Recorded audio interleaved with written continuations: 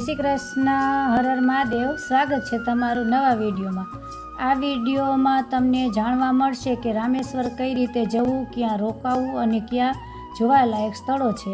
તો વિડીયો છેલ્લે સુધી જોજો અને સબસ્ક્રાઈબ જરૂર કરજો।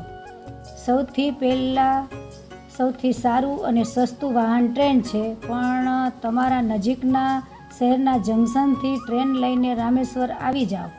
ત્યારબાદ અહીંયા તમને 500 થી 2000 વચ્ચે રહેવા માટે લોજ તથા હોટલ મળી જશે। ત્યાં મંદિરમાં દર્શન કરતા પહેલા મંદિરના મેઇન ગેટ થોડે દૂર અગ્નિકુંડ આવેલ છે, જ્યાં સ્નાન કરવું જોઈએ, કારણ કે શ્રી રામે રાવણના વધ બાદ સ્નાન અહીંયા કરીને પોતાના પાપ દૂર કર્યા છે।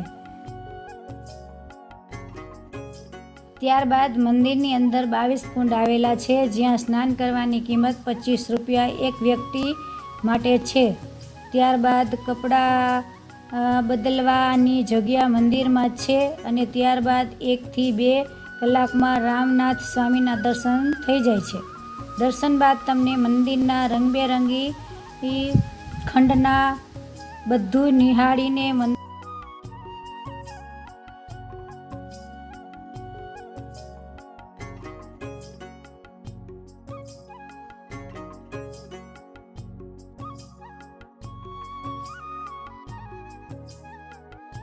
બહારથી તમને ગવર્મેન્ટ બસ તથા રિક્ષા મળી રહે છે ધનુષકોડી માટે। ધનુષકોડી એ ભારતની છેલ્લી જગ્યા છે જ્યાં જૂનું ચર્ચ, રેલવે સ્ટેશન અને જૂના મંદિર બી છે। અહીંયાનો દરિયો કિનારો એકદમ સરસ અને સુંદર છે।